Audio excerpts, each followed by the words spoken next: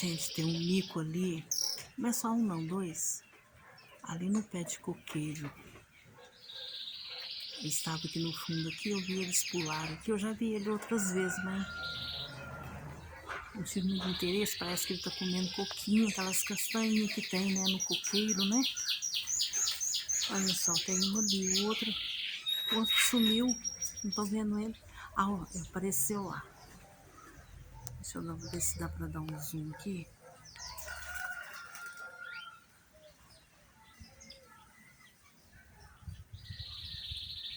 Tá bem lá em cima, lá no coqueiro. Estão comendo coquinho. Olha lá, ele movimentando.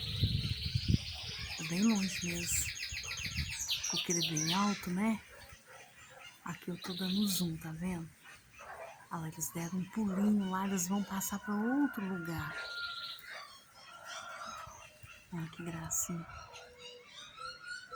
Eu abaixei um pouquinho. Não deu pra ver.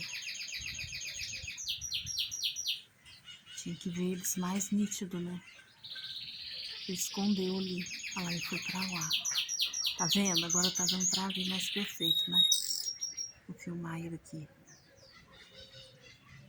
Vou filmar ele lá. Olha. Que gracinha.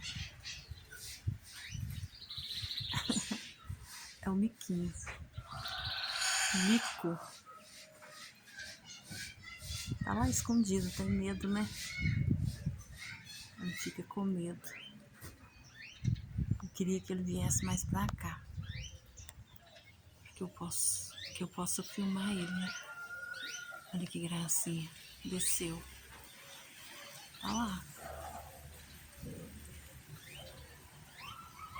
Tá bem distante, né? Ele ficou de costa. Deixa eu ver se dá pra dar mais um. Não. Dei o zoom aqui. Vendo? Vamos ver se ele vai virar. Ah, ele desceu. Ali, ele tá mais nítido. Tá balançando um pouquinho, porque eu tô segurando só com uma mão aqui. Olha que lindo. Gracinha. Deu pra ver direitinho, né? Olha. Ele foi para outro lugar. Ah, ele pulou ali. Olha só. Ali no cantinho. Tá olhando as galinhas. Ali no fundo tem galinha. Tá vendo? Tchauzinho, miquinho.